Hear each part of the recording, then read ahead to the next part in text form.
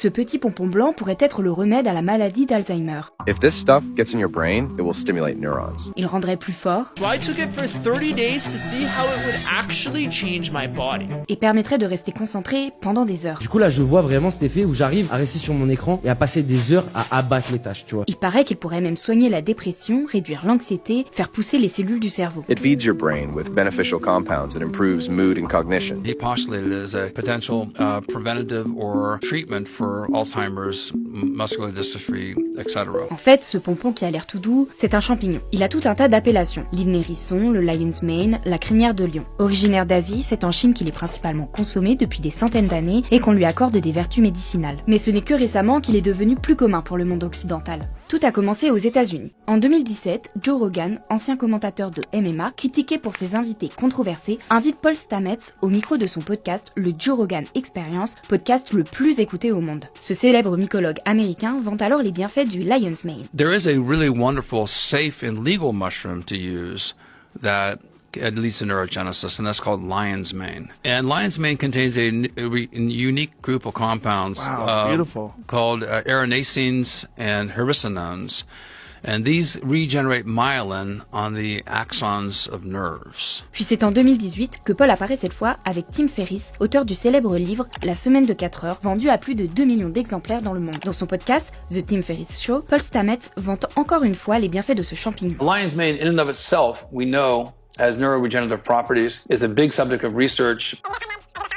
Lion's mane mushrooms have been demonstrated behaviorally in people with cognitive tests. Et là, aux États-Unis, ça s'emballe. Les Américains veulent eux aussi goûter au lion's mane.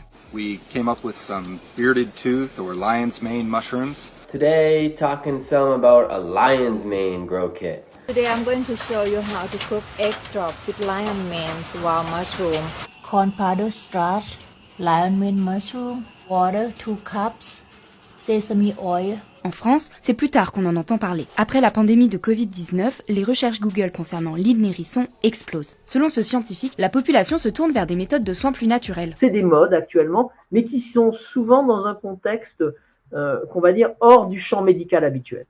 Et on en voit beaucoup, en particulier depuis le Covid, depuis les confinements, où à ce moment-là, on a vu fleurir énormément de process, de procédés, voire de médicaments utilisés pour lesquels on n'avait jamais démontré la moindre efficacité, à l'exception bien sûr des vaccins. Et le lion's mane, puisqu'on lui prête tout un tas de propriétés sur le cerveau, Lion's mane is a strand of mushroom known for stimulating the growth of new brain cells. s'inscrit parfaitement dans cette tendance. Dès qu'on voit apparaître un nouveau, alors on va pas parler de médicament, mais un nouvel aliment qui pourrait avoir des propriétés sur la santé, il y a un engouement qui se produit et ça se met à se diffuser sur les réseaux sociaux et différentes personnes s'en emparent, positivement ou négativement, et voient s'il y a une distribution qui est possible. Parce que même si les bienfaits sur la santé sont les arguments souvent avancés, les preuves scientifiques ne sont pas suffisantes. Compte tenu des essais qui existent actuellement sur le plan clinique qui mettent en jeu ce champignon, on ne peut pas affirmer ces effets de manière à pouvoir les généraliser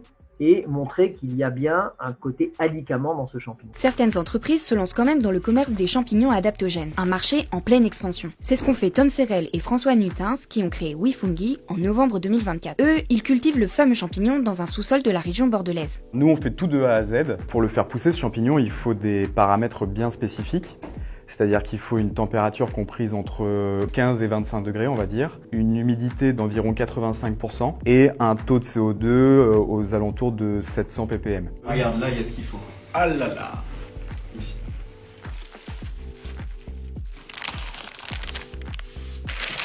Du coup, là, on voit plusieurs stades de maturation, en fait. Donc ça, c'est un sac qu'on a ouvert il y a environ 5 jours.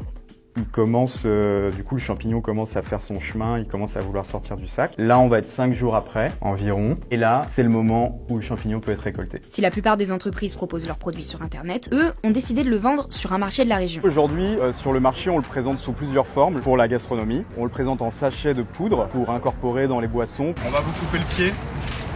Non, j'ai besoin des deux. Le prix du lion's mane, il va être assez proche de celui du cèpe qu'on peut trouver sur les marchés. On le vend aux alentours de 30 € le kilo aux particuliers. Vous faites cuire longtemps, vous allez vous rapprocher du fondant d'un risotto. Et en cuisant moins longtemps, parfois vous obtenez des tonalités de chair de crustacés. Vous connaissez? C'est des champignons? Ouais, c'est des champignons Lion's Mane. C'est vraiment la tête de champignon tout à fait originale qui m'a fait arrêter à ce stand. J'ai hâte de rentrer à la maison pour le cuisiner sur le champ. T'envoies une photo? Ah oui, faire. Tom et François se sont aussi associés à des restaurateurs qui cuisinent leurs champignons. Superbe. Superbe. Voilà. Allez, c'est parti. J'ai l'habitude de le cuisiner. Je l'ai mis plusieurs fois à la carte. J'ai commencé il y a à peu près 2 mois et ça a un franc succès auprès des gens. La recette, c'est on va le flamber au calvados et après on va les nourrir au beurre et les présenter avec une persillade. Ça a sa propre texture, c'est assez agréable en bouche. Les gens sont curieux, étonnés et ravis. Allez, on va goûter. À table.